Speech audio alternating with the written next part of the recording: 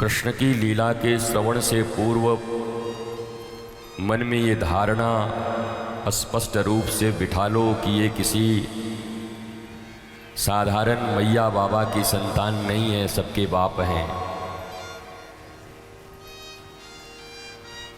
कल राम जी के जन्म में आपने सुना, सुनहु तात।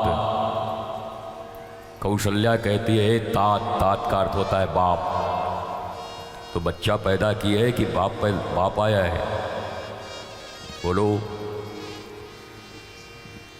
सुनहु तात। कौशल्या को भी ये ज्ञान है कि जो मेरे घर आया है वो किसी का बेटा नहीं, पूरे ब्रह्मांड का बाप आया है। इसलिए श्री कृष्ण लीला, श्री राम लीला सुनने से पूर्व जब तक हृदय की भूमिका न बने, तात्विक दृष्टि से जब तक संपन्न न हो, तब तक लीला सुनने का भी अधिकार नहीं। सुनोगे भी तो उलझ जाओगे।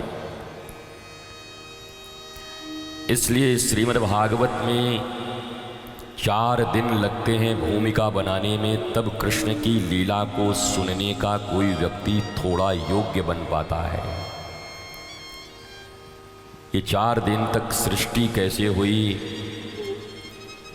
ज्ञान क्या, विज्ञान क्या, भक्ति क्या, सांख्य क्या, योग क्या, समस्त रहस्यों को समझते हुए तब कृष्ण लीला में प्रवेश होता है।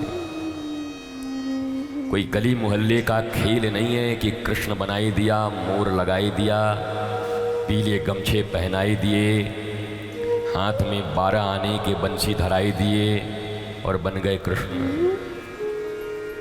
इतना सहज नहीं है।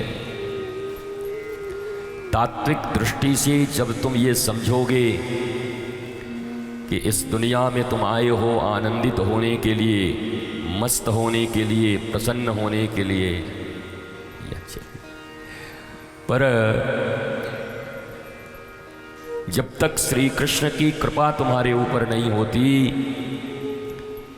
रावण, कंस, दुर्योधन इत्यादि जैसे महाराज भी रहोगे, धनवान भी रहोगे, शक्तिमान भी रहोगे, उसके बाद भी आनंद नहीं मिलेगा। भयभीत होके गलियों में घूमते रहोगे।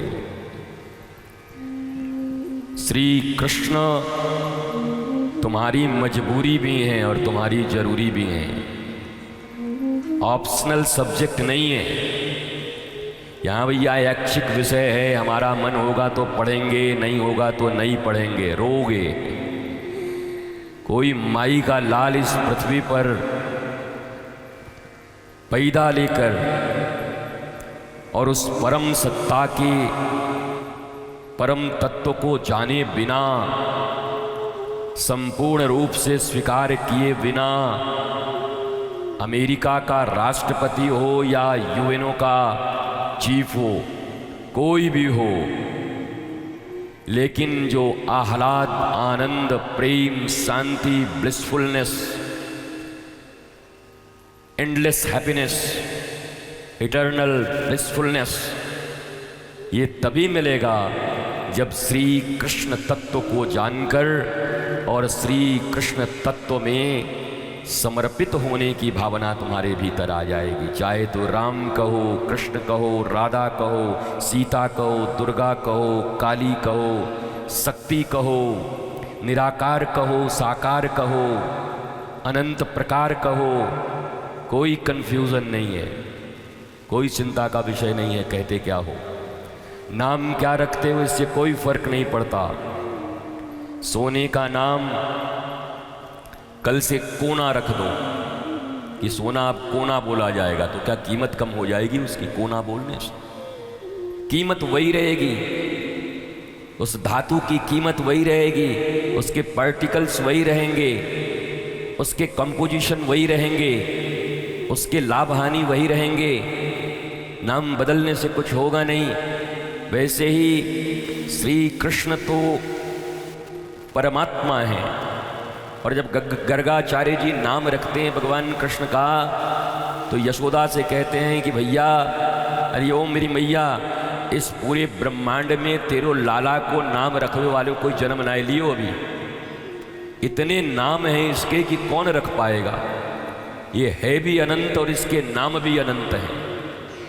केवल कृष्ण ही नहीं है, केवल गोपाल नहीं है, नंदलाल नहीं है, मनमोहन नहीं है, बांके बिहारी नहीं है। अरे 5 से 10 हजार ठाकुर तो हमारे वृंदावन में है अलग अलग नाम से। 10 हजार कम से कम, बताओ महाराज। 10 हजार ठाकुर जी हैं हमारे वृंदावन में अलग अलग नाम से।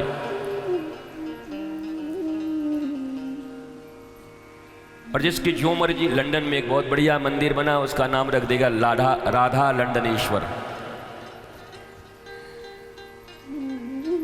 तो भगवान के नाम अनंत हैं, भगवान के गुण अनंत हैं, भगवान की कृपा भी अनंत है, भगवान की करुणा भी अनंत है।